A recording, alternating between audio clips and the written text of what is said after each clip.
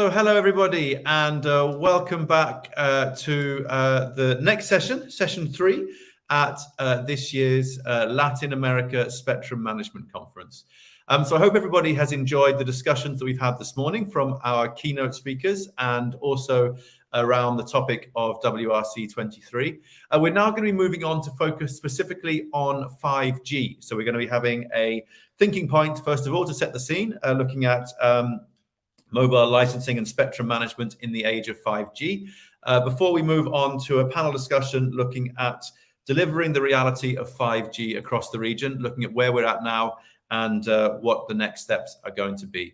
Just before I introduce our speakers, or introduce, I should say, our moderator for the session who's going to introduce our speakers, a reminder, please do put any questions and comments that you have in the chat on the right-hand side of the screen, and we'll be bringing those both to Stefan, who's going to be making the thinking point, and also to the panelists in the discussion. So please do continue to add your comments and questions in the chat. And a reminder as well that some of the speakers in this session will be speaking in English and others in Spanish. So please make use of the translation if you need to. A reminder, the translation is available. I think there'll be a message in the chat to remind those of you who haven't used that yet how you can access that. So the translation is available for the duration of the session for anybody who needs that. That said, I would like to then welcome to the stage our moderator for this next session. So that's Joanne LeMay from LeMay Yates Associates. Joanne, welcome, and great to have you with us. And yeah, looking forward to the session. So I will pass over to you to introduce our speakers and to talk more about the issues. Over to you. Well, thank you very much, Dan. I hope everyone is hearing me okay. I'm pleased to have been invited by this session. It's a wonderful conference. And I'd like to introduce our thinking point speaker, Stefan Zell, president of Coliago Consulting.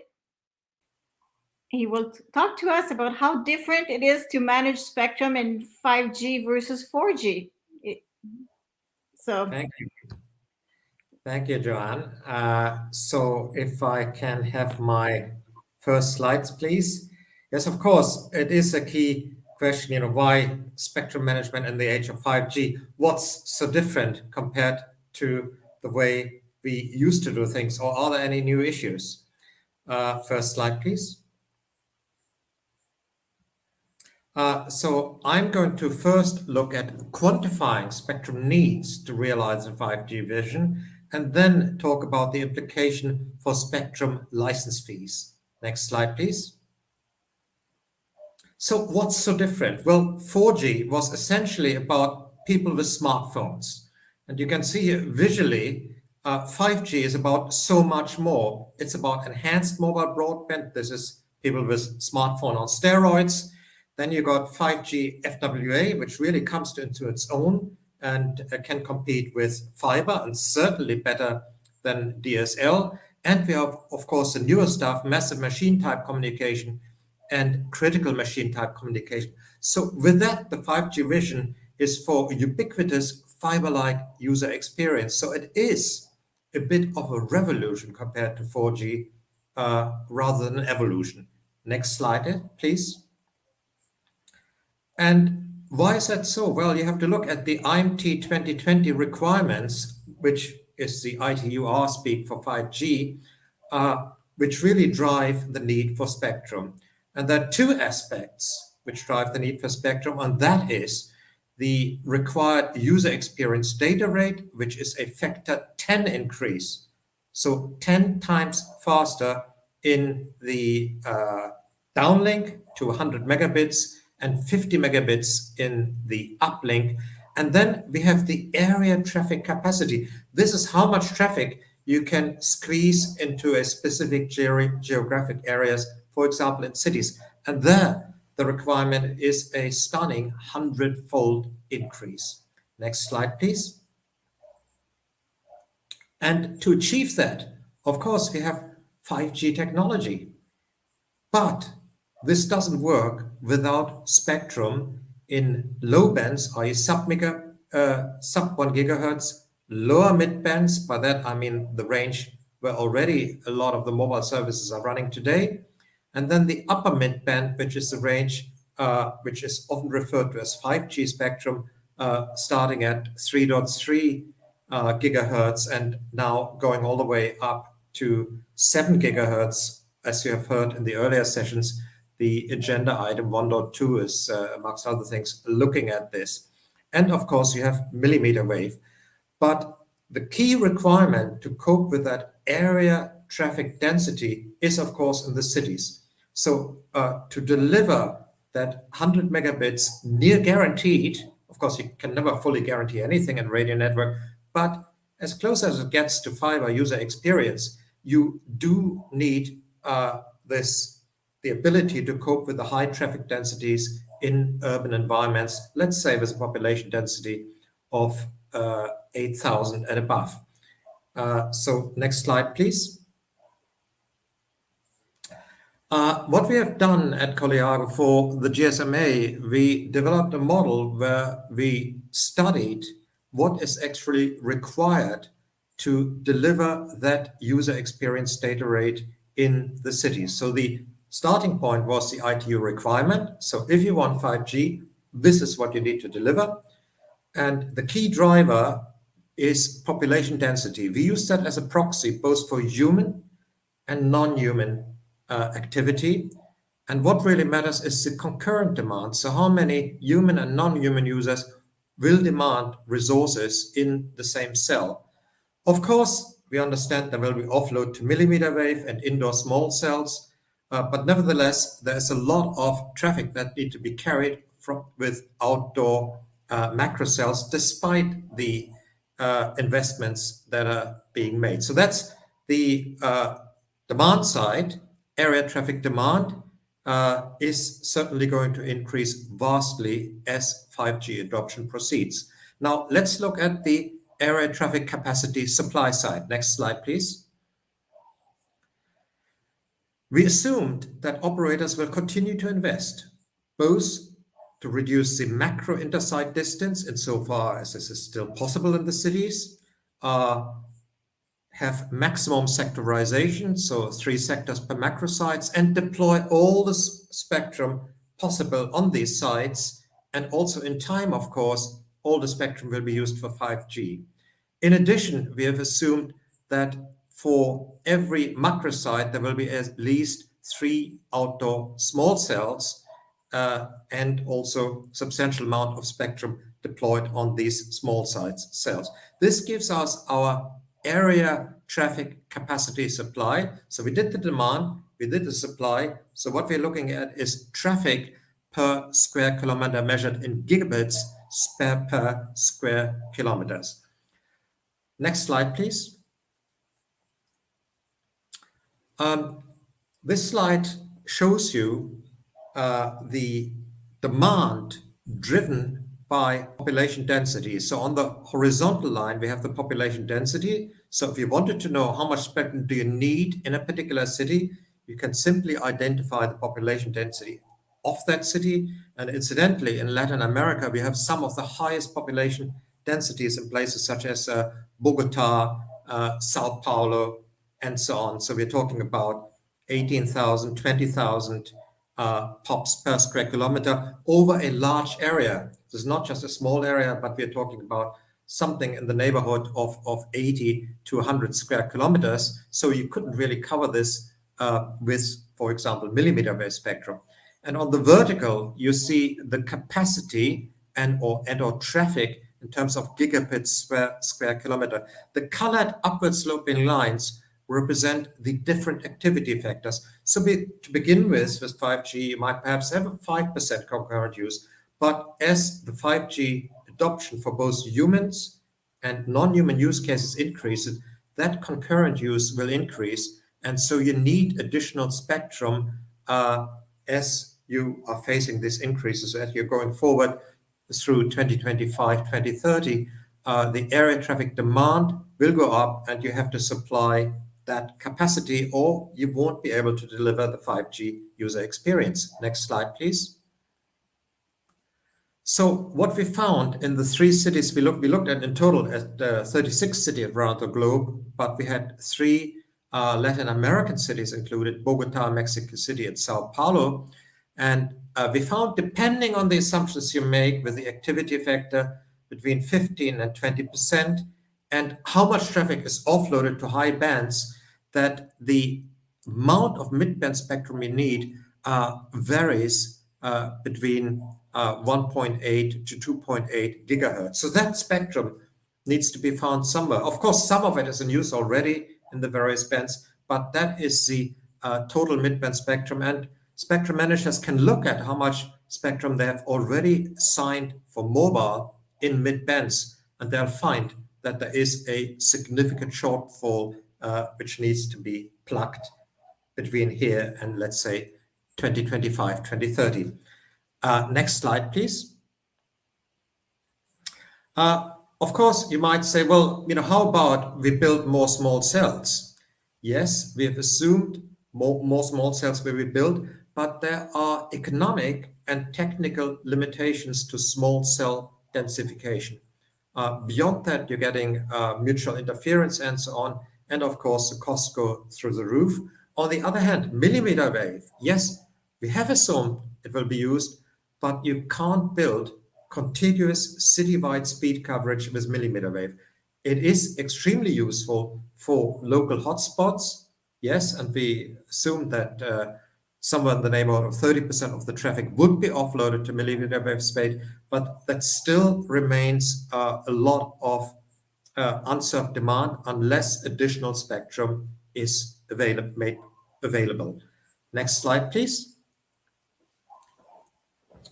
The need for additional spectrum is not just driven by the requirement for area traffic capacity, but it is also driven by economics. Per carrier or per operator, you really should assign or should be assigning at least 100 megahertz wide channels, because the big difference between 4G and 5G, with 4G, you could only deploy in a 20 megahertz wide channel. With 5G, you can deploy in a 100 megahertz wide channel. So the benefit of that within a single radio, the cost per megahertz deployed is so much lower if you can use the full 100 megahertz. And of course, the fact is that consumers will not pay more for their mobile broadband, but they will be getting a whole lot more for it in terms of traffic, and that can only be achieved if production costs are coming down.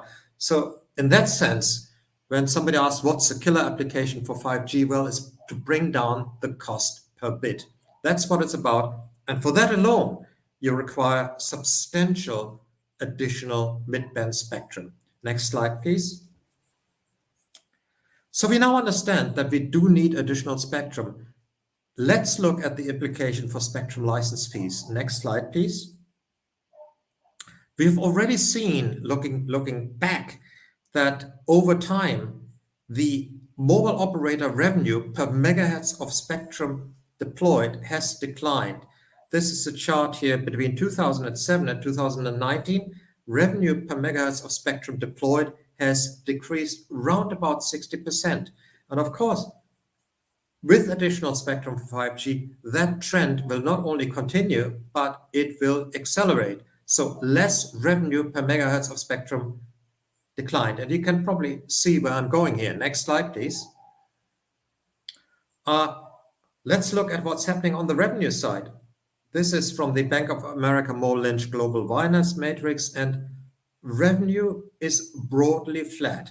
Mobile operators are not making additional revenues. Indeed, in many markets at industry level, revenue is declining. So there's no more money coming in at the top, and yet we need more and more spectrum to deliver that revenue. Next slide, please.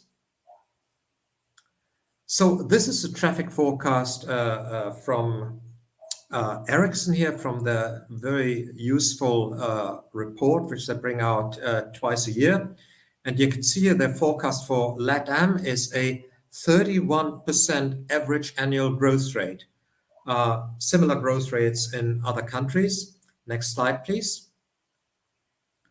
And not only do we have the growth in traffic, as I mentioned, 5G is about delivering something akin to a guarantee. So not just the best effort, but a very, very high probability of actually achieving or experiencing that 100 megahertz and 100 megabits in the downlink and 50 in the uplink.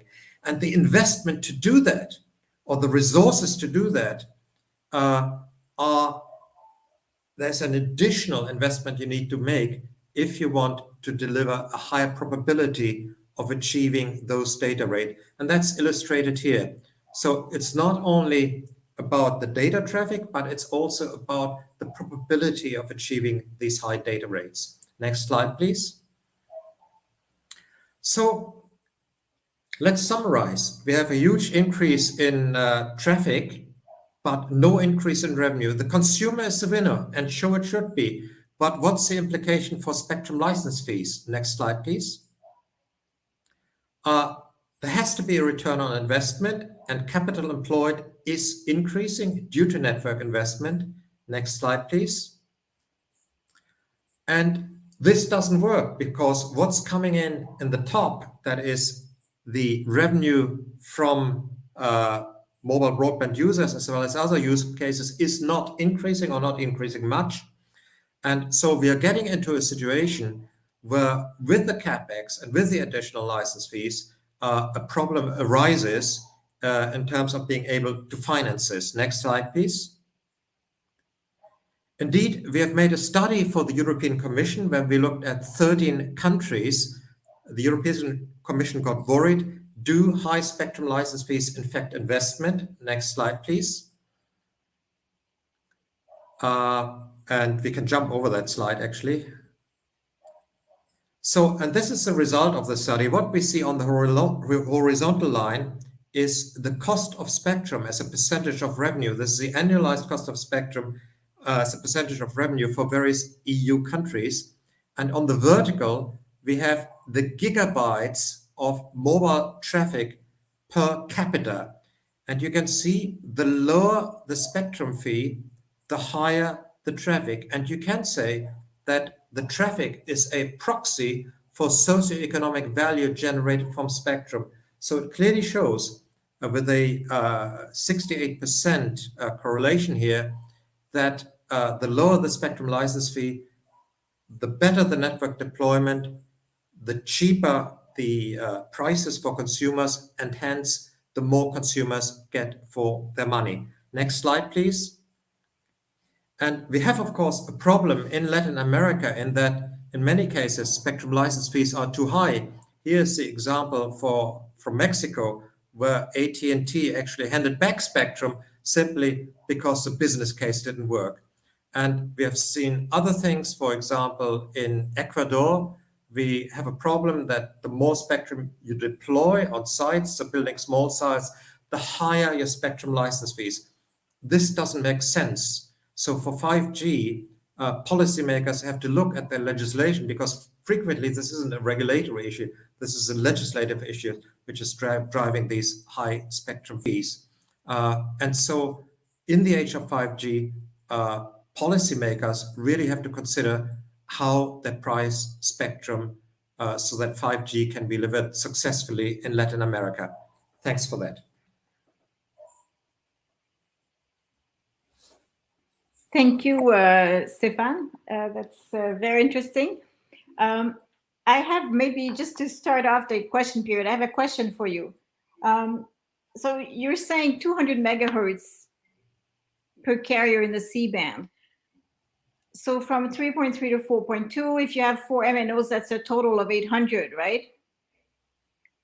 That doesn't leave much for the satellite operators. So, so have you had the, what's the discussions on that? For example, if we look at the US, they end up at 3.98, and right now they don't go up all the way to 4.2. So do you see a different situation in Latin America than US, or how do you think that can be resolved? Well, this is why you need to look at other frequency ranges, so all the way up to 7 gigahertz. This is where you can find the spectrum, and that's why, I know this is not being considered for Latin America, but it's an agenda item for Region 1, I believe.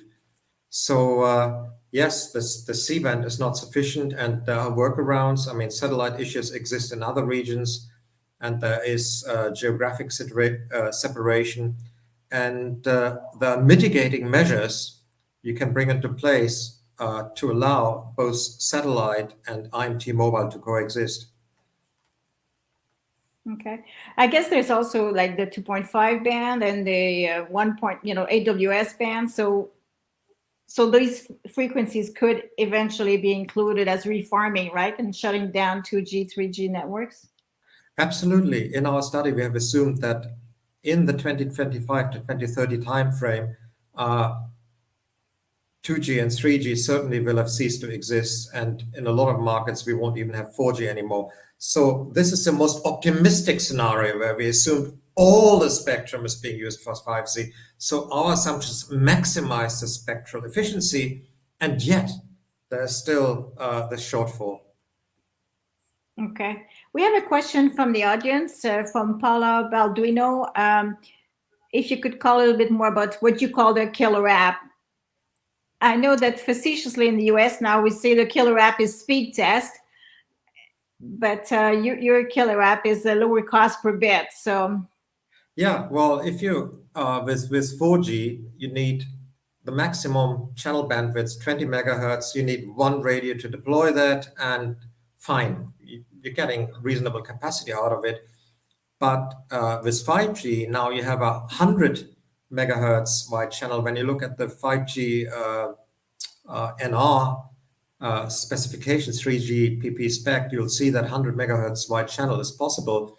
So in a single radio, a single antenna, you can deploy 100 megahertz. You add the ability of massive MIMO to that, and that gives you a dramatic decrease in the cost per bit. First of all, the cost per megahertz deployed, but with the MIMO uplift, a massive decline in the cost per bit. And that makes it possible that in Finland, people are using 60, 80 gigabytes per month and still don't pay a cent more. Mm-hmm.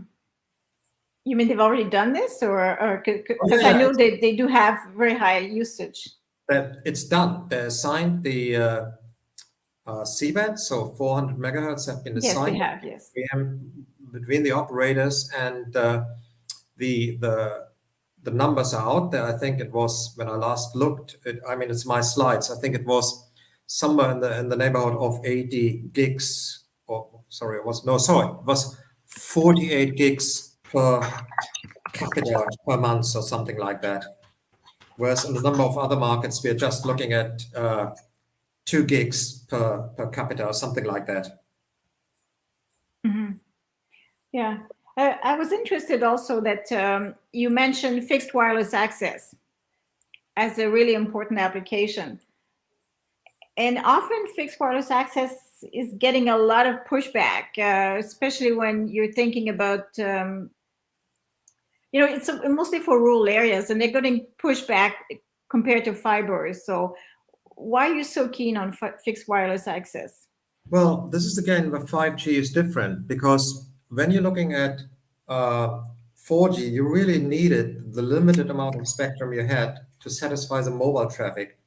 And you could simply not deliver the sort of bandwidth that was required for fixed broadband access.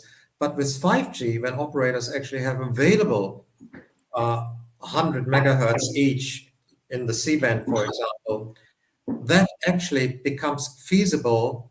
The speeds you now get with 5G in markets where have been deployed, they're way better than DSL. And when you compare in rural area the cost of fiber versus cost of doing fixed broadband using wireless, you can see a huge difference. Why?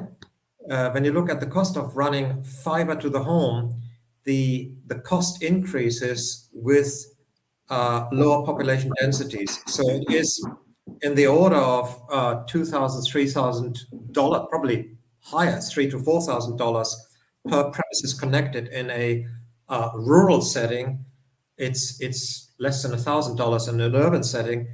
And if you have an existing mobile cell tower, let's say in a village, you just pop the additional spectrum on it, and hey presto, you can provide 100 megabit service to businesses and households in that village. All right. Well, thank you. Well, I would just add that I know the cost difference, but I know many regulators are putting like 1 gigabit per second in requirement for broadband subsidies. So they like to get fiber at a low cost.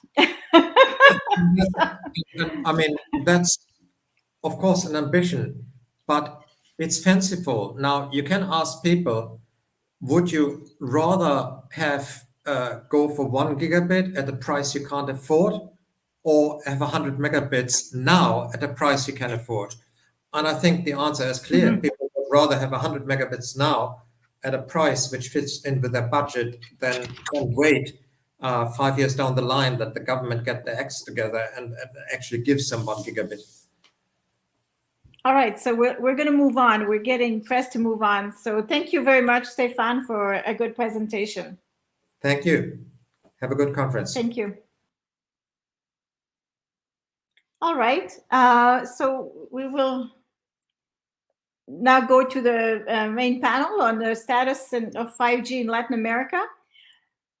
And I have just a 2-minute introduction on this. So we have a very distinguished panel today, 3 regulators, one from Brazil, Mexico, Dominican Republic, Nokia from the equipment side, and 2 organizations of carriers to talk about the needs of the actual service providers in deploying 5G in Latin America. So if we could go to the next slide, please. And I have here a brief a chart with an overview of the awards that have been done up to now. I think we will hear about the very interesting award, the recent award in Brazil, shortly from Agostinho. And so that was quite interesting. But there's certainly been a spectrum awarded in the Dominican Republic, Peru, where they have started offering services, and allocated spectrum in Chile. So I know we won't cover all the countries, but I think there's been a fair amount of activity in Latin America. But I think there's some challenges regarding coverage, and also the continued growth of 4G, of course, which does not necessarily have coverage everywhere. So without further ado, can we bring Agostinho from Anatel, who will tell us about their very successful auction. Thank you, Joanne. Greetings for everyone. So let's talk about the 5G auction and the 5G deployment in Brazil. Okay, now I can see my presentation. Next slide, please. So November 4th was the day that we had our Spectrum Award here in Brazil. In these awards, we had a block of 10 plus 10 megahertz in the 700 megahertz bands, 90 megahertz and 2.3 gigahertz bands, and we will use the upper 10 megahertz for private networks. We had in our auction the 3.3 to 3.7 gigahertz bands, and we will be using in the future the 3.7 to 3.8 gigahertz for private networks.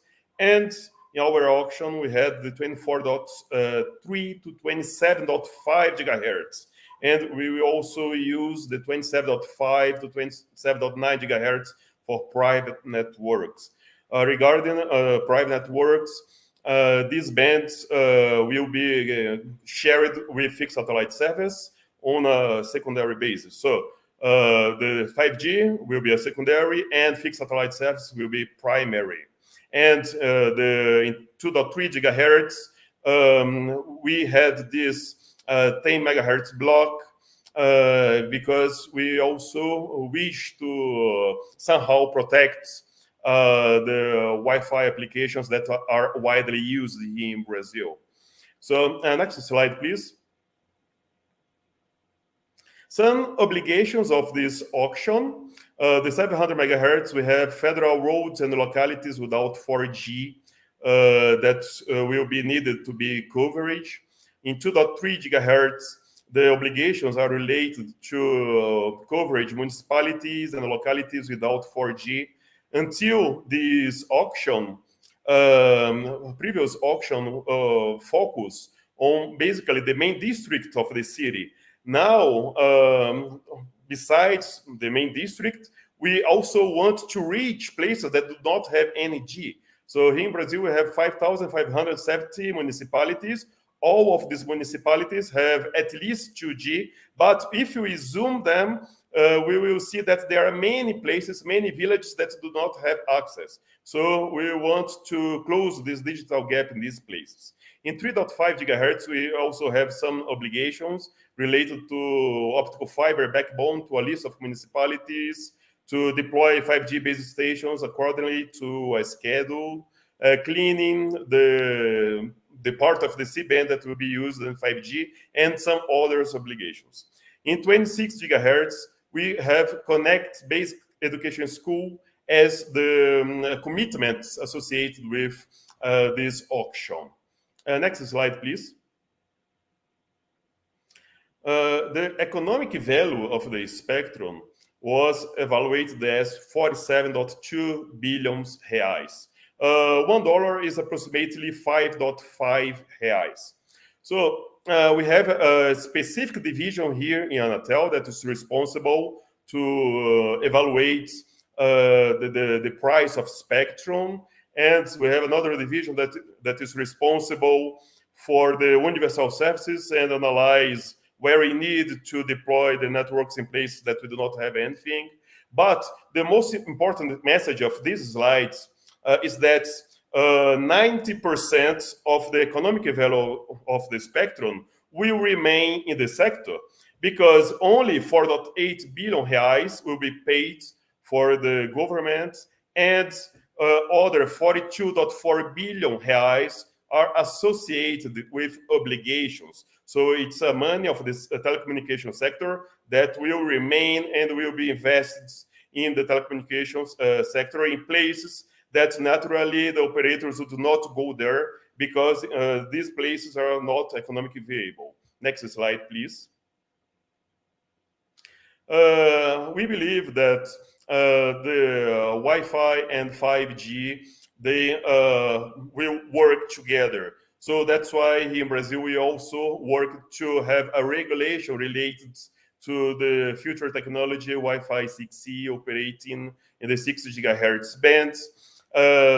Previously, we had in 2004 a big amount of spectrum be released for Wi-Fi, and now in 2021 we also have a great amount of spectrum, 1.2 gigahertz, and we believe that with our regulation we are already able for a Wi-Fi 7 deployment in the future. So for us, this is very important, because in these bands, we also will have the 5G unlicensed using this spectrum band. So both systems will coexist. Next slide, please. So some final comments. Spectrum auction rules offers regulators an opportunity to extend coverage to reach less attractive areas. IMT may not be economically viable in less attractive areas. That's why it's very important to establish commitments in the auction rules in order to reach these places. Adequate block size to optimize this user's experience. So in our case, in the 3.5 gigahertz bands, we have three operators that are nationwide operators, each one with 100 megahertz each. And for the regional blocks, we have 80 megahertz. So this amount, 80 megahertz or 100 megahertz, are the desirable spectrum bands or bandwidth in order to optimize users' experience in these bands. The 5G deployments in 3.5 gigahertz is expected to start in the end of the first half of next year. Currently here in Brazil, we already have 5G deployments, but it's with dynamic spectrum sharing, with DSS. It is approximately 100,000 users here in Brazil. We believe that 5G and Wi-Fi 6E are complementary technologies. It will be very important that inside your house, you will have the same experience of the 5G. And it's very important to say that the non-terrestrial networks, for example, the satellites, will be integrated with 5G networks and will have a special position in this integrated world. So 5G and satellites will both work together in order to reach everywhere with 5G. So thank you very much, and I'll be able to answer the questions when it's moment. Thank you. Thank you very much, Agostinho. That was quite interesting. It was a really big milestone, that auction in Brazil, I'm sure. And hopefully we'll get to talk more about it during the question period. So our next speaker is Alejandro Navarrete of IFT in Mexico. And Alejandro? Hi, thank you, Joan. Muchas gracias, Joan. Voy a hablar en español, aprovechando la oportunidad. Muchas gracias. A ver si podemos poner la presentación, por favor, en pantalla. Muchas gracias. Perfecto. Gracias. La siguiente, por favor. Muchas gracias. Pues comentarles primero qué es lo que ha pasado respecto de en cuanto a la asignación de espectro radioeléctrico para IMT en México. Ahí pueden ver ustedes a la izquierda, en la primera columna, las distintas bandas de frecuencia que están siendo utilizadas para la provisión de servicios IMT en México. Y pueden ver en la columna de en medio, antes de la creación del actual regulador autónomo, cómo estaba esa distribución y cómo hemos pasado pues, en los últimos 8 años de 222 MHz asignados para espectro IMT a 700 MHz asignados en todas estas bandas. Vale la pena comentar particularmente que acabamos de terminar una licitación de espectro, claramente no tan exitosa como la brasileña, y en buena medida por lo que dijo Stefan, que yo no puedo más que coincidir con lo que comentó Stefan respecto de la problemática del valor del espectro en México, donde pues el poder legislativo es el que define un pago anual de derechos que desde nuestra perspectiva es demasiado alto y esto inhibe la participación en licitaciones como ocurrió. Aún así, se asignaron porciones en la banda de 2.5 GHz y también en las bandas de 800 MHz.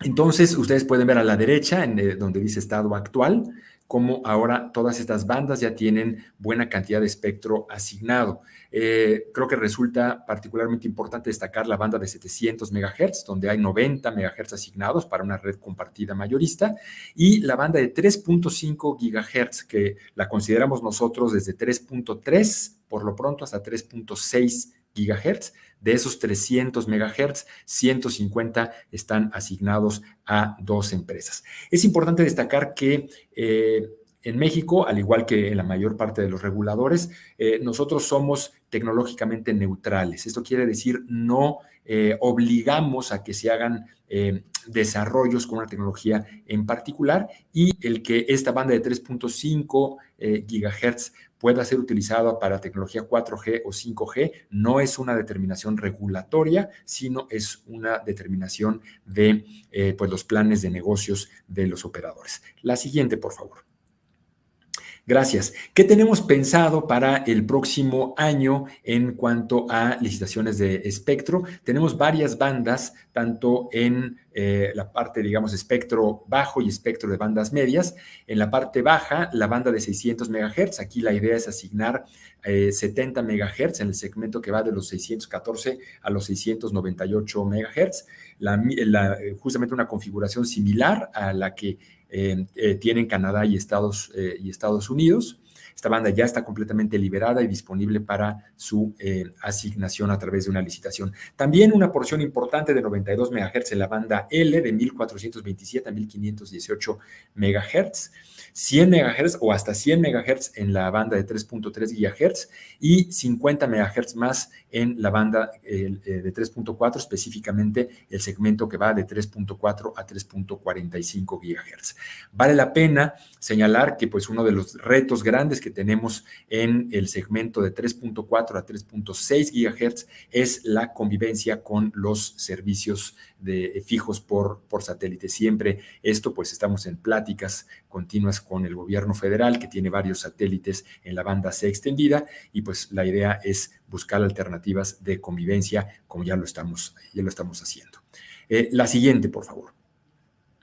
Y quisiera también comentar pues, algo que para nosotros ha sido importante, que es la reciente creación de un comité 5G, se llama de hecho Comité Técnico en materia de despliegue de 5G en México. Este es un comité de carácter no vinculante para el instituto y es de carácter consultivo. Está abierto a cualquier persona física o persona moral que quiera participar en el comité. Estamos incluyendo a operadores, a proveedores de tecnología, a la academia, a las universidades, a expertos, a autoridades, tanto federales, municipales y estatales, si es así, y por supuesto a despachos consultivos o a empresas relacionadas con el ecosistema 5G que deseen participar. Está abierto a cualquier persona que quiera aportar. Y la idea de este comité, porque es un comité sui generis, ya que se encarga específicamente o está vinculado a una tecnología en particular, lo cual pues parecería contrario a la neutralidad tecnológica, pero se debe básicamente a la transversalidad que está teniendo y va a tener hacia adelante 5G. La idea entonces que sea este comité un foro de promoción de la tecnología 5G para que los diferentes sectores industriales en México pues conozcan de esa tecnología, conozcan de las oportunidades que presentan pues para mantener e incrementar la productividad y la competitividad de estos sectores industriales. Y estamos hablando de todo, estamos hablando de agricultura, de minería, del sector automotriz, de la parte de entretenimiento, de la parte de telemedicina, educación y por supuesto también la parte de acceso a la conectividad, digamos, móvil a las personas. También nosotros en todos estos procesos de licitación, al igual que en Brasil, hemos incluido obligaciones de cobertura y lo vamos a seguir haciendo justamente para buscar alternativas de tratar de aumentar la conectividad que tenemos. Vale la pena comentar que en este momento el 88% de los 130 millones de habitantes en México tienen o tenemos cobertura 4G. Hasta aquí es donde quisiera compartir por lo pronto y abierto, por supuesto, a preguntas en el momento adecuado. Gracias. Perfect. Quite interesting. I think you seem to have a lot of work planned for 2022. We'll talk about that. Our next speaker is Alvaro Nadal from Indotel, Dominican Republic, which has awarded Spectrum already. Yes, we have. Please go ahead. Thank you, Joan. Gracias, Joan. Yo continuaré la presentación en español, si no les molesta. Primero que todo, República Dominicana acaba de hacer su asignación de espectro de aproximadamente unos 140 MHz en la banda de 3.5. Parte de esta asignación fue a dos de las empresas principales, cada uno 70 MHz, además de asignación que ellos ya tenían previamente, lo que los lleva a una asignación de unos 110 MHz a cada uno, lo que acomoda muy bien con lo que nos dijo don Estefan al principio del panel. Además de eso, la República Dominicana está planificando hacer licitación de otros espectros en la banda de los 700, además de que estamos preparando bandas bajas también con la intención de poder llegar a zonas rurales. De igual manera, hay otros planes de preparar bandas que ahora mismo no se están utilizando y se está redefiniendo lo que se quiere hacer con las bandas milimétricas ahora que hay realmente uso para ellas, considerando que antes su uso era casi de forma exclusiva para fines satelitales. Sin embargo, una de las grandes preocupaciones que existen para República Dominicana, específicamente en el tema de 5G, tienen más que ver con la adopción de la tecnología, con la preparación del resto del país, específicamente en el que la tecnología se utiliza de forma productiva. Y de las cosas que se están formando en este sentido es, primero, hay una Comisión Nacional de Banda Ancha que está específicamente definiendo los roles que les vamos a dar a estas bandas y creando reglamentos revisados para un uso más eficiente del espectro que tenemos ahora mismo en el país. Nosotros tenemos bandas que todavía están utilizando inclusive tecnología de segunda generación, y una de las cosas que se quiere hacer es que las tecnologías vayan desplazando según 5G entre, las celdas de 4G vayan yendo a las partes rurales y preferiblemente poder desplazar completamente las tecnologías móviles de segunda y tercera generación.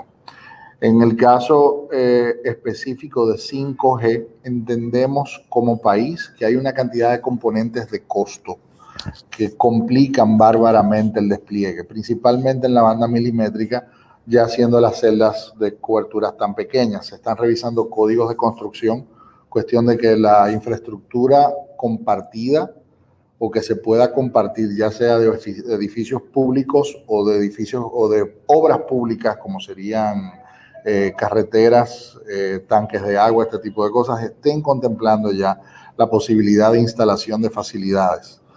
El Indotel como regulador tiene ya una norma vigente desde el 2018 de compartición de infraestructura pasiva, y de las cosas que se están considerando es ahora crear una norma de compartición de infraestructura activa.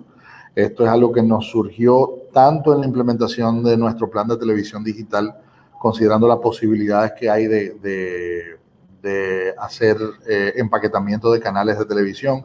De igual manera, posiblemente queremos ver una norma general de roaming entre las empresas para fines de comunicaciones de quinta generación, considerando lo caro que saldría hacer un despliegue individual por cada una de las empresas. Para esto, el gobierno está trabajando en varios elementos, no solamente el elemento regulatorio, sino que también tenemos otros elementos que son de instituciones públicas hermanas. El caso de los gobiernos locales, que es uno de los componentes más pesados a la hora del pago por el tema del pago de los arbitrios. Se está tratando de crear un tarifario único, o más bien que un tarifario único, un tarifario unificado. Poder clasificar las diferentes provincias y municipios por su densidad poblacional y en función de eso crear una tabla de arbitrios que sea previsible. Y todo esto se ha manejado por una ventanilla única donde las solicitudes de permisos no solamente se enfoquen en los componentes de gobiernos locales, sino también los otros permisos que tienen que ver con medio ambiente, obras públicas, aeronáutica. Puede ser un solo punto de contacto donde las empresas puedan eficientizar la solicitud, esos permisos estén correctamente centralizados y a la hora de hacer los despliegues se haga costo efectivo y presupuestable, que es uno de los grandes problemas que tenemos ahora mismo con el tema de los arbitrios acá en República Dominicana. Uno de los fines que se busca con facilitar el acceso a municipios no servidos o precariamente servidos es tratar de cerrar la brecha digital. La República Dominicana, a pesar de tener una penetración de Internet relativamente alta, por razones de los servicios móviles, los hogares están subservidos. Nosotros tenemos por debajo de un 45-40% de nuestros hogares ahora mismo servidos. Los últimos números estadísticos andaban por el vecindario de los 30, pero por razones de la pandemia y demás, no se pudo hacer las encuestas de hogares correctamente 2019-2020. Por tanto, estos números ahora mismo andan un poco en el aire. Y básicamente, para cerrar, nosotros estamos enfocándonos en el elemento de no solamente la parte regulatoria, sino también que el gobierno influya en la adopción de tecnología y el subsidio a nivel de demanda no solamente de oferta de los servicios de telecomunicaciones. Eso es todo lo que tenemos acá por el lado de República Dominicana.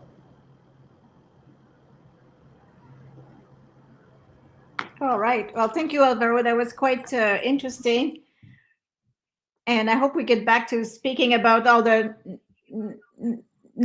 network sharing and national roaming. That would be quite interesting. Our next speaker is Celedonio van Woutenau from Nokia. And I hope I did not mangle your name too much. No problem, And Joan. please go ahead. Okay, thank you very much. Muy buenas tardes a todos. Espero que se encuentren bien, que estén cada vez más activos, pero al mismo tiempo que mantengan sus cuidados. Nuestra presentación, espero poder verla como para poder comenzar. Mientras vemos la presentación o me ponen la presentación a disposición, quería felicitar particularmente a Chile, a Brasil y a República Dominicana por haber sido los primeros países en llevar adelante licitaciones de espectro de quinta generación. Esto es un paso muy, pero muy importante para poder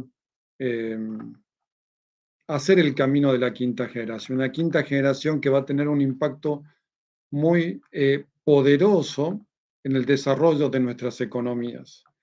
No sé, Dan, si me estás escuchando, pero no estoy viendo mi presentación. Dan, I cannot see my presentation. Sorry, Celedonio, give me 10 seconds and I'll have it up. Apologies, just having a couple of technical issues. I'll bring that up for you in just a few seconds. Sorry. Okay, thank you. Como les decía, la quinta generación va a tener un impacto muy, muy fuerte en el desarrollo económico, social, productivo de nuestros países.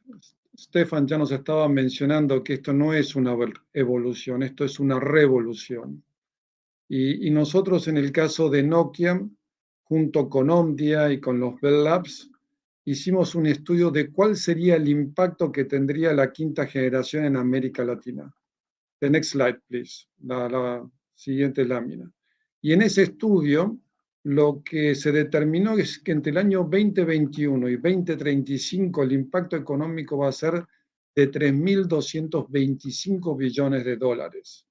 ¿Y esto por qué? Porque es justamente distinto a lo que hemos tenido hasta ahora. No es más ancho de banda para la gente en un ambiente móvil. Es la apropiación de esta tecnología por distintos sectores de la industria, como lo pueden ver ahí abajo. Tanto el mundo de las TICs, de las industrias, de los servicios, el mismo gobierno con sus servicios, el mundo minorista, la agricultura, la minería, etcétera. Es decir, todos ellos se van a ir apropiando de esta tecnología y van a ser cada vez más eficientes en la producción de sus bienes y servicios. El impacto que observamos una vez que alcancemos más del 50% de penetración de la quinta generación en la región es de un crecimiento del 1% adicional en el Producto Bruto Interno. Esto significa que si un país crece al 3%, con la quinta generación va a estar creciendo al 4%. La siguiente lámina, por favor. The next slide, please. Acá lo que podemos ver rápidamente son todos estos casos de uso, que en este caso ustedes los van a observar fase por fase de la quinta generación. Lo que vamos a observar también es que esto es indicativo. Se pueden producir ya este tipo de servicios anticipándose en el tiempo, quizás no con la calidad esperada, pero el impacto es sobre todo la economía. Uno de los puntos que se mencionó fue justamente el acceso fijo inalámbrico. Esto es llevar banda ancha inalámbrica a todos, teniendo en mente que el objetivo que se está buscando con la quinta generación es tener 100 megabits por segundo, estemos donde estemos, en el momento que sea.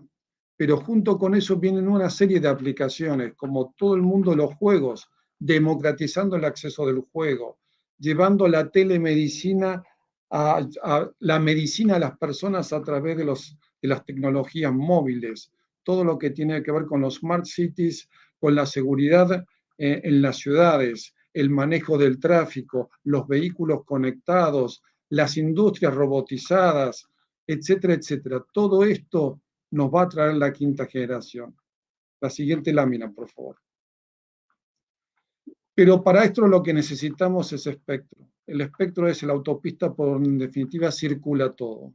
Y acá lo que necesitamos es darle todo el espectro que necesitan los operadores para que puedan prestar todo tipo de servicios, tanto los típicos hasta ahora como los nuevos a través de los servicios a las distintas industrias.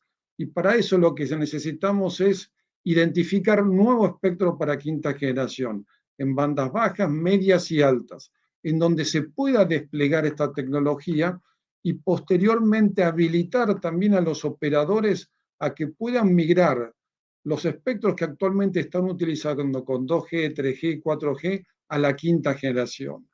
Particularmente importante, bandas medias, lo más que se puede identificar, de 3.3 a 3.8 GHz de inicio y pensar a futuro en 3.8 y 4.2.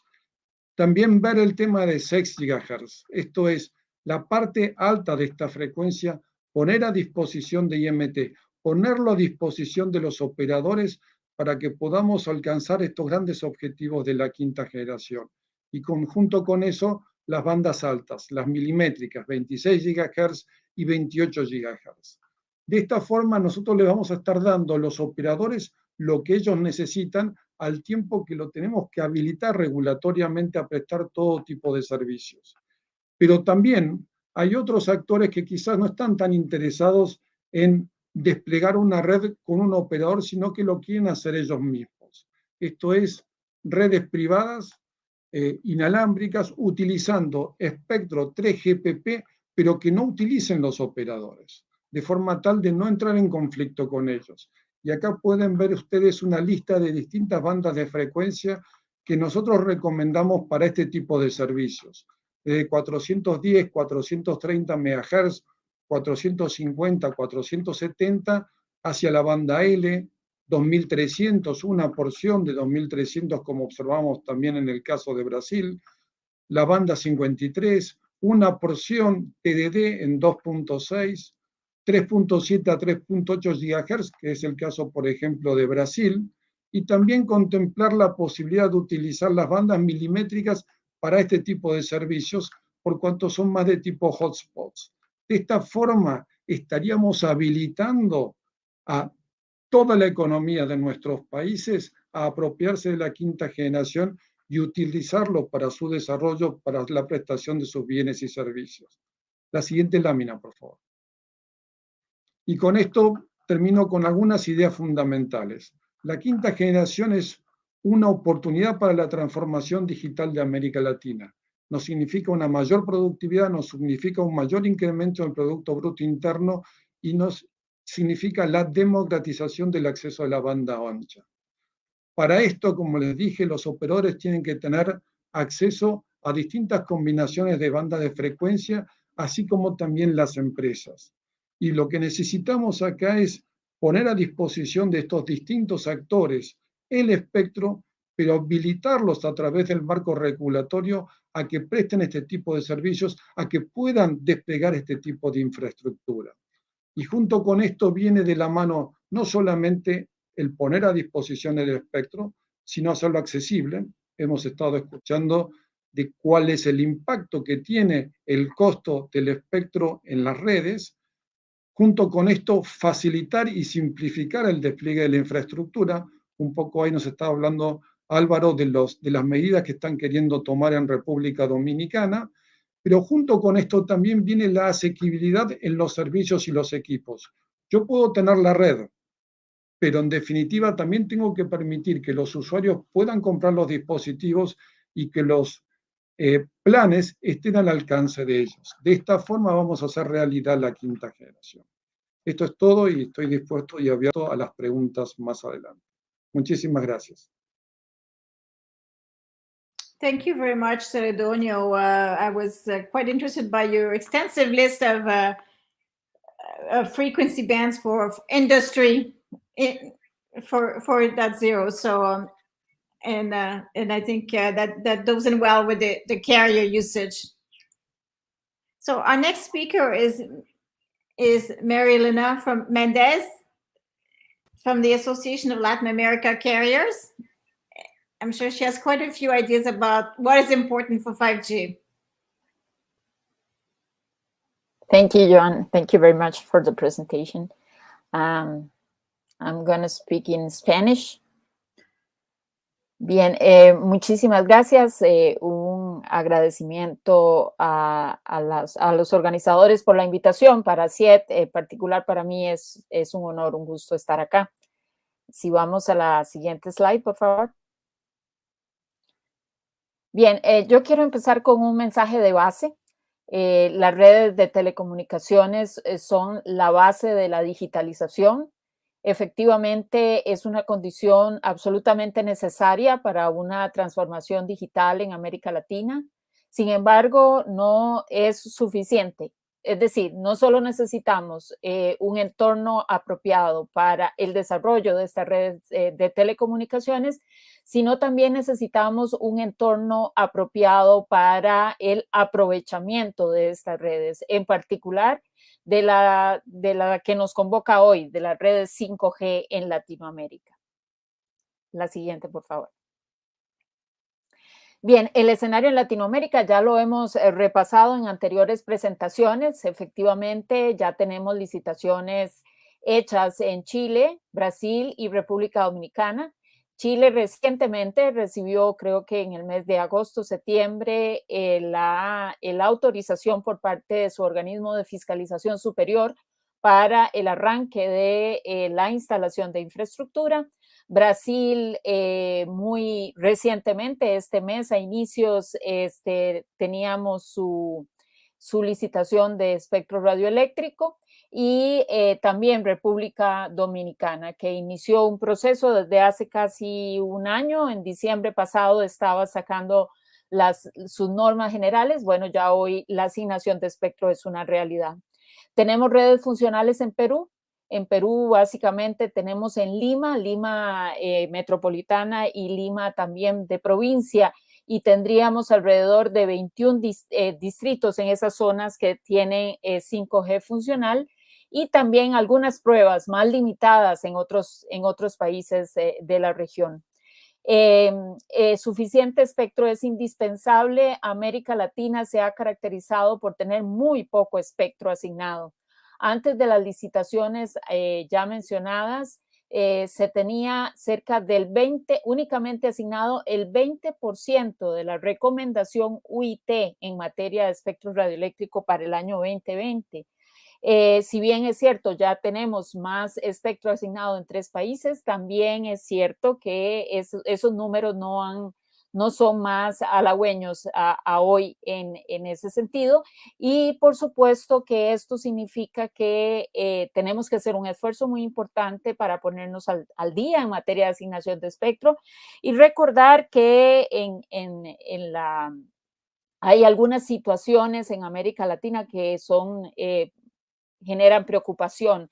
Ya lo señalaba México en el tema del costo del espectro, como algunos operadores tuvieron que devolver el espectro porque realmente sus condiciones no eran viables para continuar pagando esas cantidades de recursos, no solo por acceder al espectro, sino recursos que deben ser en forma recurrentes pagados al Estado y que se consideran tasas e impuestos.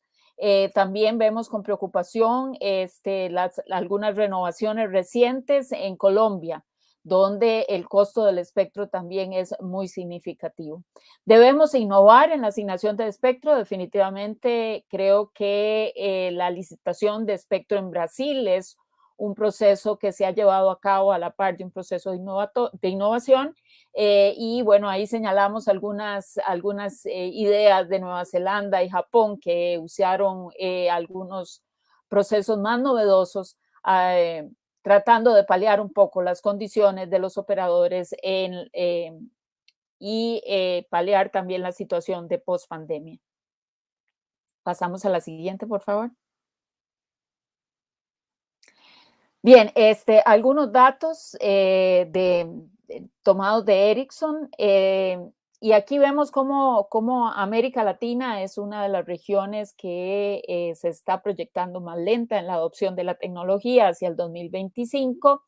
Y también señalar que definitivamente se tienen números muy promisorios en materia del desarrollo de la tecnología, y aquí tenemos algunos datos que CEPAL incluye en su último informe, provenientes de un estudio hecho por Raúl Katz y Sebastián Cabello, que arroja números entre 229,000 y 293,000 millones de dólares hacia el 2030 de aumento en el PIB de América Latina, y definitivamente es algo que América Latina requiere. Sin embargo, nuevamente, esto no es una condición única, es decir, necesitamos un entorno que sea apropiado para llegar a estos niveles de crecimiento en el PIB.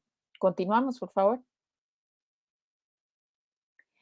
Bien, diría yo que tenemos que analizar algunos elementos relacionados con la regulación, el espectro que ya señalé y la capacidad de inversión de los operadores.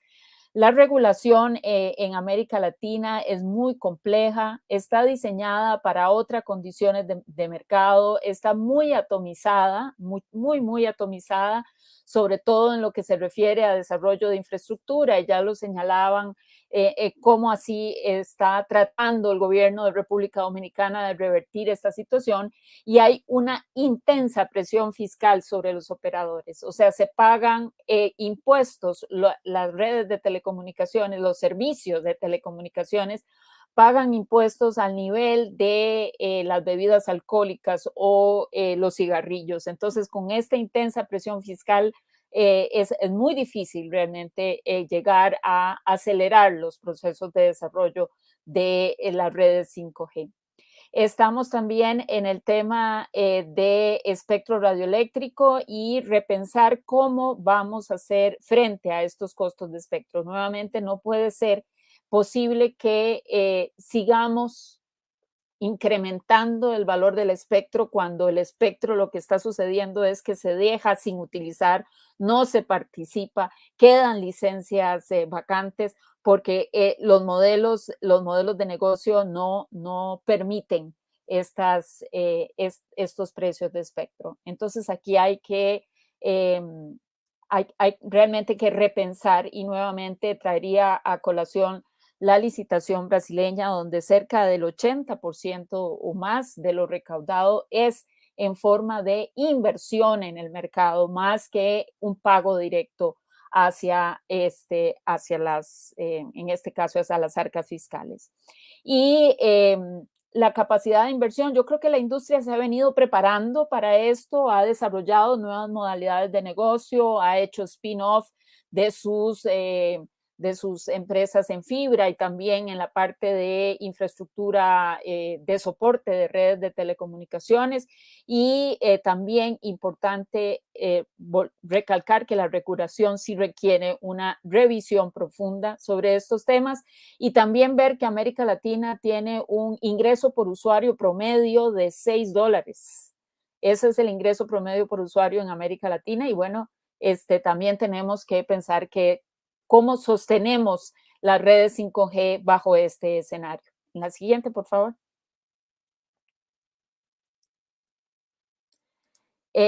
Quisiera dejarlo aquí porque realmente el tiempo se nos agotó, pero totalmente disponible para trabajar en otros temas como los que aquí enuncio sobre el uso poco sofisticado de las tecnologías digitales, las necesidades de inversión, cómo solo tenemos el 20% de los enlaces en fibra, y también los temas de espectro radioeléctrico. Muchísimas gracias.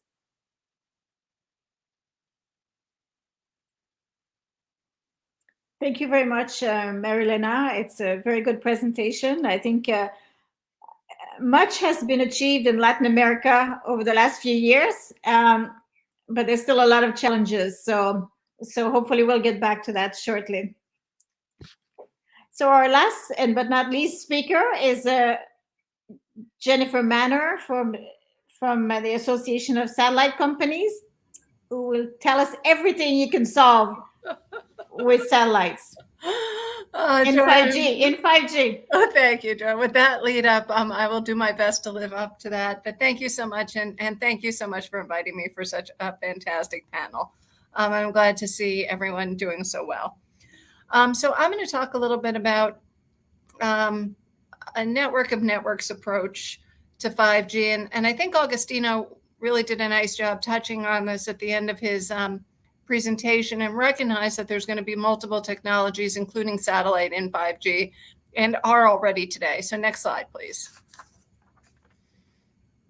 So we're in a post-COVID period. Recovery is hard to predict, but we're seeing so many demands for connectivity, and whether that's mobility, and I don't have a picture here, but I actually like the urban air mobility model is another thing that who would have thought just a couple of years ago we'd be seeing such demands. Aeronautical, I'm flying away for our Thanksgiving on Thursday, and unfortunately my plane, of course, is going to have satellite connectivity.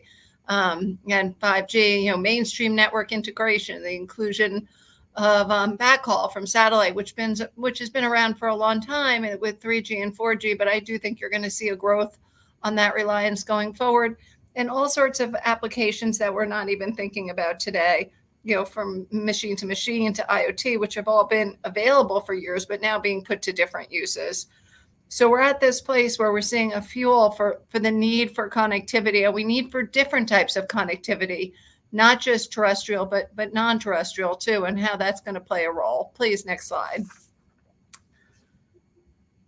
So, I think at the end of the day, you have to think about satellite as an enabling technology, something that's really going to make sure we get to 5G, and I'd like to say ultimately 6G, which I know isn't this panel, but universal connectivity. And when I talk about connectivity, broadband plays such an important role, of course, and today you see satellite broadband growing. My company and others of our members' companies provide broadband across America, and we're seeing incredible growth rates, but also narrowband and other types of connectivity coming across Latin America, and extending the benefits of 5G to all different portions of Latin America, even in the rural and most remote locations. We're also seeing vertical industries relying on satellite. Satellite is very spectrally efficient. So when you think about IoT, for instance, it's a really nice solution because you're able to provide wide area coverage and get there everywhere with just a small amount of spectrum.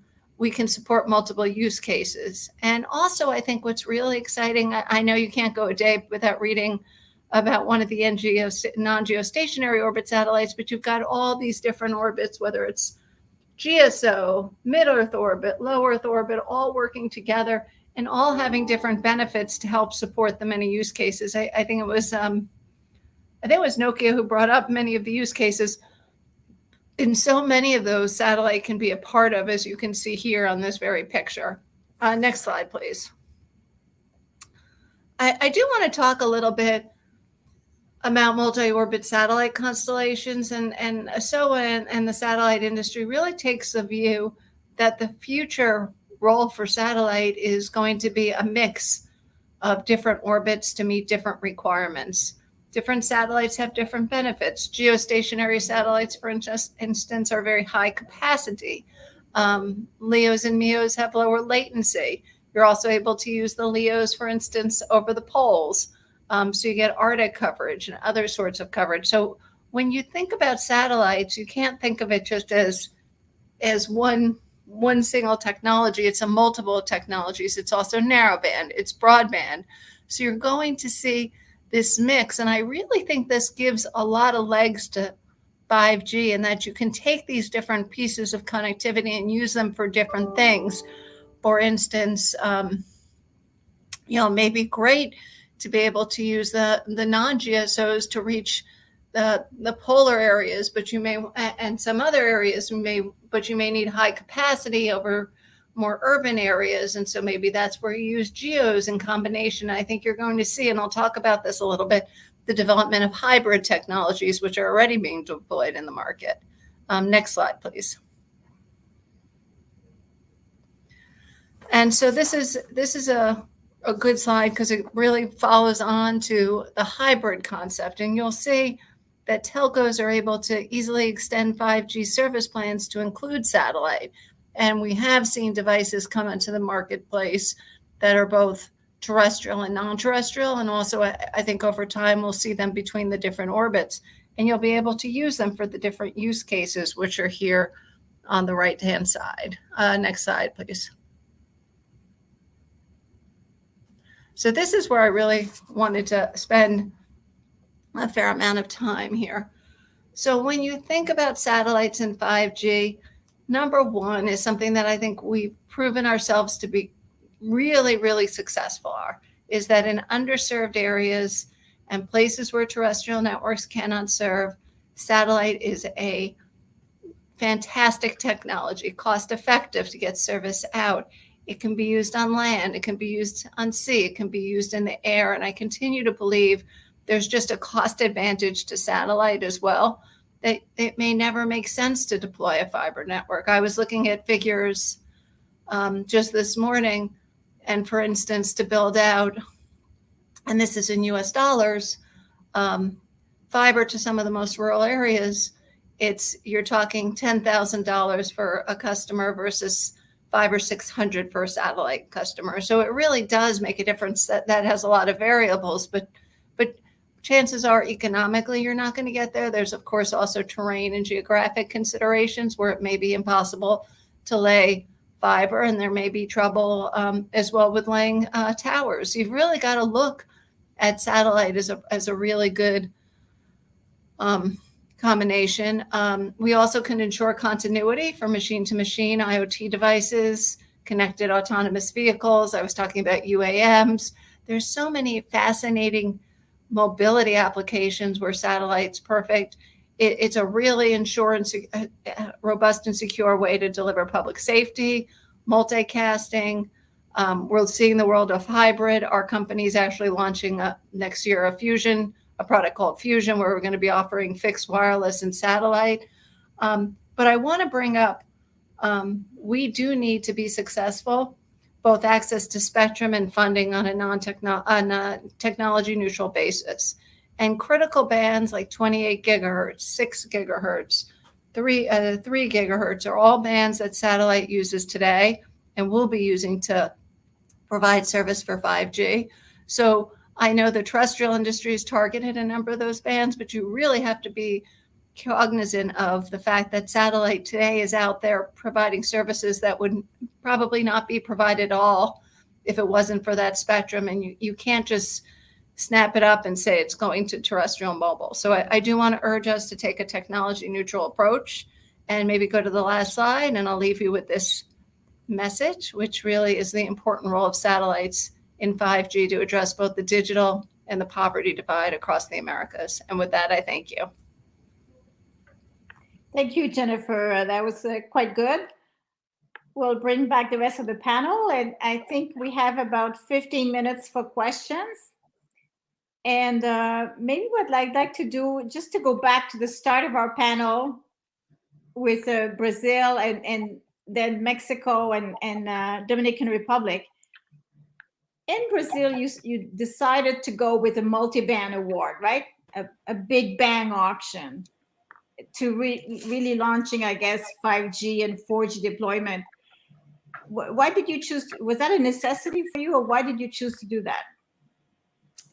Thank you, John, for this question. Well, I believe that when we have, let's say, a simultaneous awards of multiple bands, it's very important for the operators because they can select and make a business plan optimized for them. Some operators, for example, have more bands in 2.5 gigahertz, other has more bands below 1 gigahertz. And when you have a lot of spectrum, you do not create artificially scarcity of spectrum.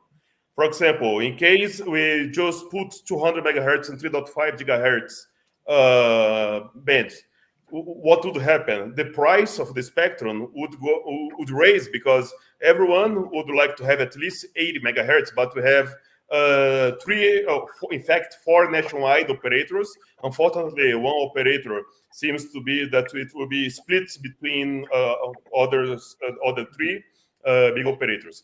So it's very important to have a continuous spectrum, so do not have fragmented bands for operators.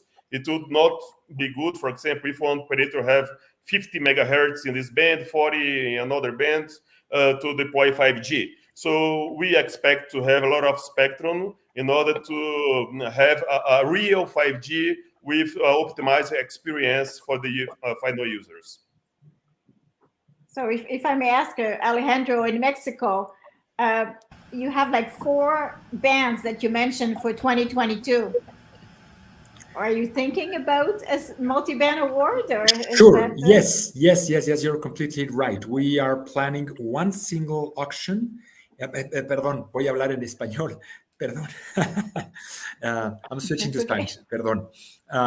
Sí, estamos pensando en hacer una sola licitación en la que incluyamos todas las bandas.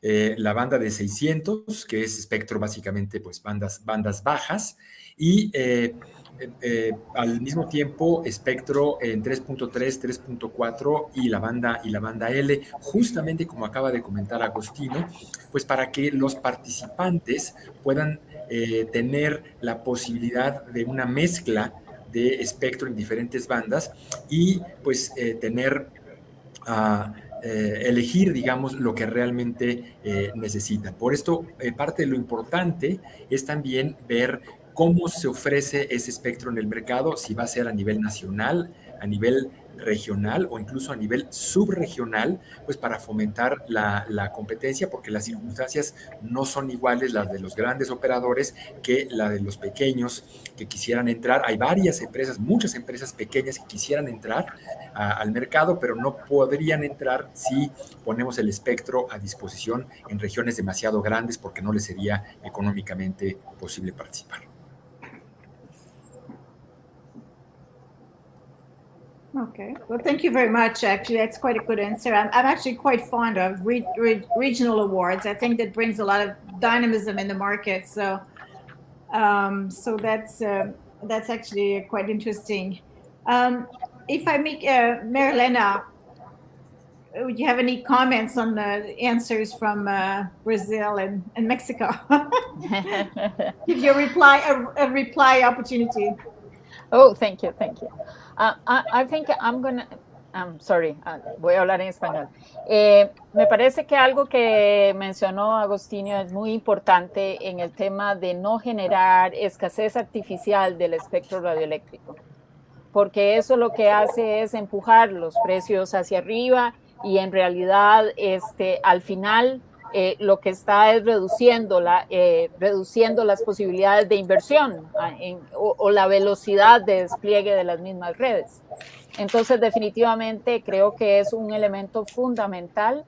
En este elemento fundamental, me parece que en Chile hubo alguna problemática asociada con la escasez artificial del espectro, lo que elevó enormemente el precio pagado finalmente por los operadores. Y nuevamente el espectro que no se utiliza, ese espectro que no está agregando valor a la sociedad, ese espectro que es inútil, porque en última instancia está pues sin realmente generar mejores condiciones para la población. Entonces creo que eso es un elemento fundamental, y también recordar que en las licitaciones de espectro, como sea que se configuren, también es importante el tema de los costos recurrentes de espectro.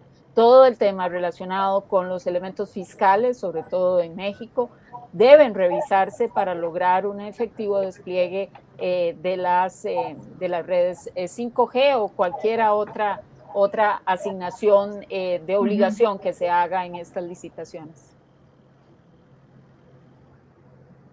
If I may go to Alvaro, you mentioned in your talk that you were looking at the regulation to ensure more effectiveness of spectrum or in the usage of spectrum. Could you expand a little bit on that? What exactly you meant there? Yes, if you don't mind, I'll switch to Spanish.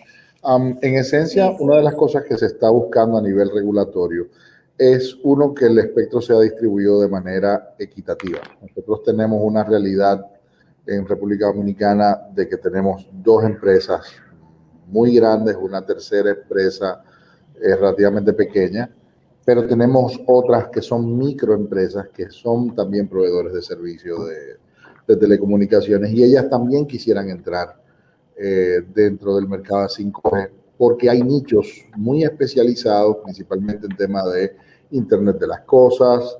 Tenemos servicios, por ejemplo, de Internet de bajo costo con fines sociales en zonas rurales, y esos son de los nichos que se quieren abordar, donde el espectro tenga un costo muy bajo a cambio de servicios vamos a decir, para fines sociales. Y obviamente la idea es que estas empresas tengan la capacidad también de poder ofrecer estos servicios, hacerse rentables, sostenibles, pero que al mismo tiempo cumplan una función social. Y ahí tenemos que trabajar en ver cuáles son esos rangos de espectro que se prestan para estos fines y de qué manera sería la forma correcta de licitarlas para asegurarlo que no haya una depredación de ese espectro a bajo costo por parte de las empresas que están de por sí ofreciendo los servicios finales. Y como se puede imaginar, esto es un poquito, vamos a decir, es un rompecabezas difícil de armar, porque queremos fomentar mercado, pero queremos servir también a los no servidos. Yeah. Mm-hmm. So I think you never know, maybe regional licenses or sub-licensing could be of interest for you.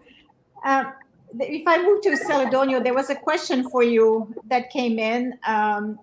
What is the actual status in Latin America about the usage of 6 gigahertz for 5G and Wi-Fi?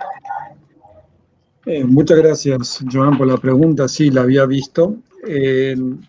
Rápidamente, 5G en 6 GHz, por supuesto que no hay, porque para que haya tiene que haber ese espectro, tiene que ser puesto a disposición del mercado y los gobiernos lo tienen que licitar. Para eso, en este momento, la UIT está justamente discutiendo esta parte de esta banda de frecuencia para la región 1. Cuando hablamos de la región 1, esto es Europa, África y Medio Oriente. Y respecto de las otras regiones, solamente la parte alta de la banda de 7025 a 7125. Una vez que se tome una decisión en la Mundial de Radiocomunicaciones del 23, es cuando podríamos empezar a ver movimientos de quinta generación en la banda de 6 GHz. Cuando nos vamos al mundo Wi-Fi, el mundo Wi-Fi en la banda de 6 GHz solamente puede ser utilizado por lo que ellos llaman Wi-Fi 6E. El Wi-Fi 4, el Wi-Fi 5, el Wi-Fi 6 utilizan la banda de frecuencias típicas de Wi-Fi en 2.4, en 5 GHz. Para utilizar la banda de 6 GHz se necesita Wi-Fi 6E. Eso tampoco no hay mucho. Es decir, realmente hay poco porque son equipos nuevos que tienen que entrar a los mercados. Lo que sí tenemos en la región son decisiones gubernamentales para utilizar esta banda.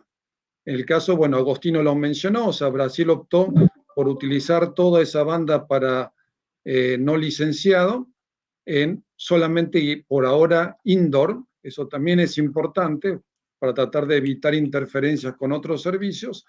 Hay otros países que lo están siguiendo, por ejemplo, Chile tomó esta decisión, Perú también tomó esta decisión, algunos países en América Central, Honduras, si mal no recuerdo, y Guatemala también han seguido este camino, creo que también Costa Rica, pero pues hay otros países que todavía lo están analizando, porque justamente el panorama no está muy claro.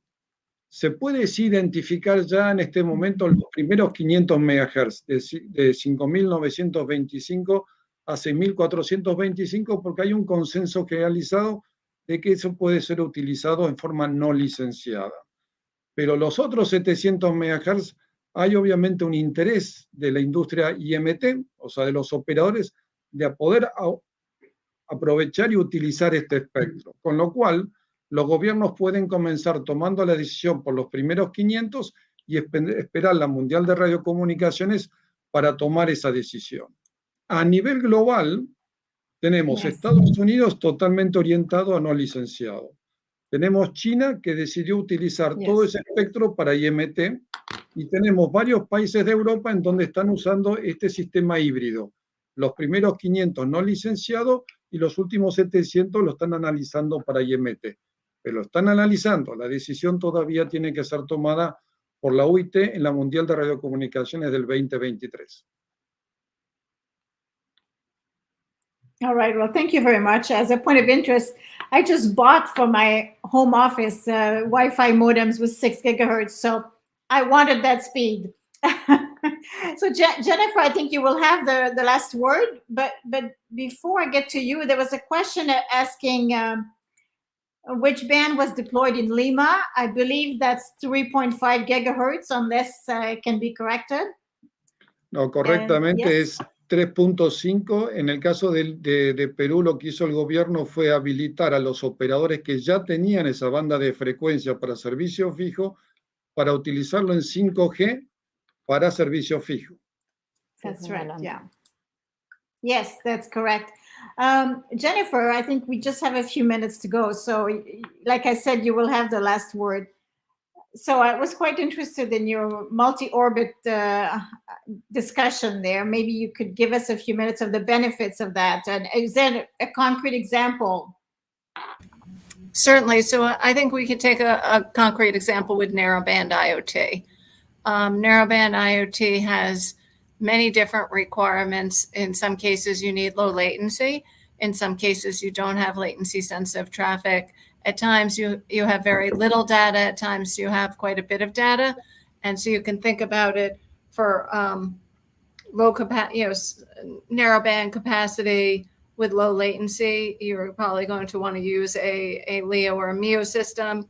If you need higher capacity and you're not latency sensitive, you can go to the geostationary, and you can actually create, I do think over time, I know it's under development, you're going to see hybrid networks where you'll be able to have, I don't know if it's one antenna or multiple antennas combined together to be able to bring a user device that allows you to use multiple orbits and multiple technologies, of course. I don't think these hybrids are going to be limited to satellite. As I said, there's companies like mine who are actually releasing in the market hybrid technologies now and have for years some sort of hybrid technologies, which I think allows customers to get the benefits of the best of both services or multiple services. So thank you. When you say hybrid technologies, hybrid terminals, what form factor? How big are these? It will depend on what's developed. For instance, we're releasing in the US market a hybrid wireless broadband satellite for GEO. And so it does have 2 antennas, but it's not huge. Over time, I expect that you'll find, things always go down in size, as you know, over years. So it will get down. I'm not talking down to, whether it'll ever get to this side. I think that's a possibility. We did have MSS ATC phones in the United States, the Genesis, which was this device with a little, lipstick antenna. So, we can argue it didn't make sense from an economic perspective, whole different story, but I think technology is always innovating. And I think as we progress through 5G into 6G, we'll see some really innovative solutions. All right. Well, I think we've come to the end of our session. So thank you, everyone. I think that was very informative and excellent session. And we look forward to speaking with you again. Thank you. And Dan, back to you. Bye-bye, everyone. Thank you. Bye. Bye. Thank you. Thank you, Joanne, and thank you to all of our panelists. And it really was a fascinating session. So thank you all very much for that. And once again, as I think I said earlier, discussions that I'm sure are going to continue for a long time. But thank you all so much, and really, really interesting to hear about the progress that's being made with the rollout of 5G and 5G technology across the region. So thank you. So we're now moving on to our first set of showcase sessions. So for those of you who have not attended these events before, showcase sessions are basically breakout sessions, parallel sessions that are run by some of our partner organizations and go into a bit more depth on some of the key issues that we covered during the main plenary sessions at the event. So we actually have 2 showcase sessions just about to start in about 3 minutes or so. Over on showcase stage 1, we have the session that's looking at mid-band spectrum, essential for 5G use case development. That's hosted by Huawei. And over on showcase stage 2, we have a session looking at 5G, accelerating innovation and economic growth in Latin America. And that one's hosted by Ericsson. So both of those showcases will build on, I'm sure, some of the discussions that we've just heard in this session here around 5G. So those will be starting, as I said, about 2 or 3 minutes. So please do make your way over to the showcase stage of your choice. As I said before, these sessions are being recorded. So don't worry if you want to follow those both and you're not obviously able to. They will be recorded so you can watch back whichever one of those you don't get the chance to watch now after the event at your leisure. But please do make your way over to those showcase sessions now. We are then back here on the main stage at 3:10 in Mexico time for the last session of the day, which is going to be looking at delivering vertical connectivity and different approaches in Latin America. So that's back here on the main stage, as I said, at 3:10. But for now, thank you again to all of our speakers, all of our panelists. Please do make your way over to the showcase sessions. And yeah, as I said, I'll be back here, see you back here for that last session at 3:10 today. Thank you very much, everyone.